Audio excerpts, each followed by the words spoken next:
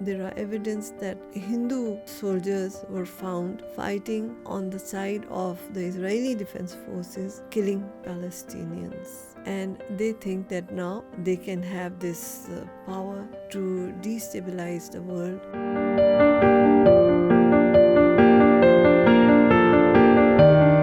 Well, it's both. It is a threat to international system and also to the regional systems. At international level, you could see that the killing of the Sikh leader in Canada, in UK, attempts on Sikh residents in USA actually intimidated those powers against India. And you may recall that in G20 summit that was held in India, Prime Minister Trudeau had stated it categorically that they had very strong, he didn't say he had strong evidence, he said Five Eyes had strong evidence. And you might know that Five Eyes means that these are the agencies of 5 countries, which includes USA, which includes Australia, which includes New Zealand, which includes UK, and of course Canada. So 5 agencies have very strong evidence against government-sponsored terrorism in those countries. So that is the international part. Now coming down to the regional, they have very comfortably, the Indian leadership has been saying that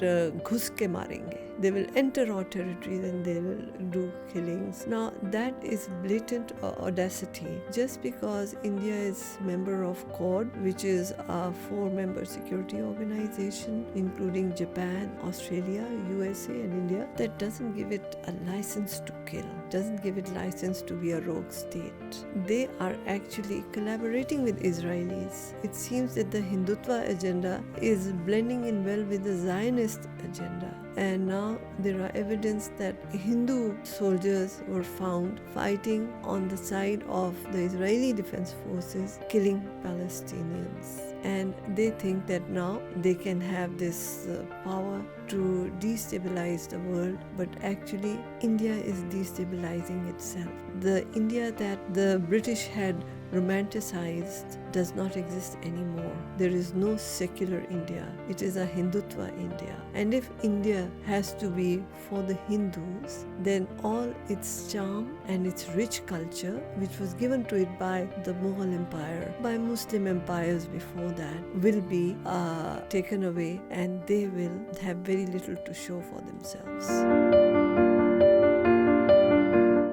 You have to understand, in your question you have asked 2 different things. One is international organization and the other is international community. They're 2 different things. In an international organization, there is a procedure to bring an issue for discussion at that platform. And if a member country brings that issue in that organization, then it is deliberated upon. If not, then it is not discussed. So that we should bear in mind. But on the other hand, when you talk about the international community does bear a very strong responsibility, particularly those who are selling arms to India, particularly those who, while now being confronted with these killings in their own lands, are still keeping a blind eye because of India's collaboration with Israel also.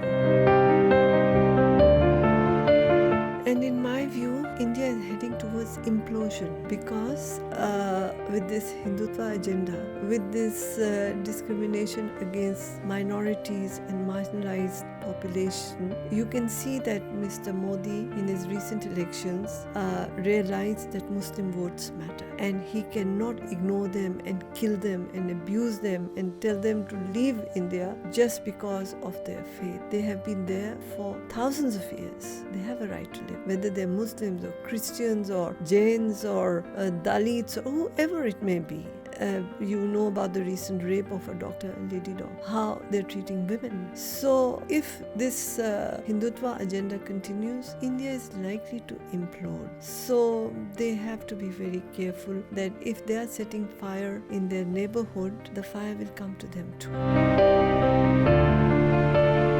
I totally agree with that, because you can see that after the 9th August, 5th August 2019, abrogation of Article 370 and Article 35A of the Indian Constitution, Kashmiris were totally stifled. Their identity was taken away. They were not, since then, have not really been given that right to exist as proud people that they are. Now, the Modi strategy was that they would let non-Kashmiris, Hindus and other religions to come here, basically with the strategy to change the demography. And the reason for changing demography is plebiscite. In case a plebiscite takes place, the votes would not be enough to really voice the spirit and the voice of the people of Kashmir. But I think that has failed. Modi got a very strong message in his recent elections that Muslim votes in general, Kashmiris in particular, are not happy with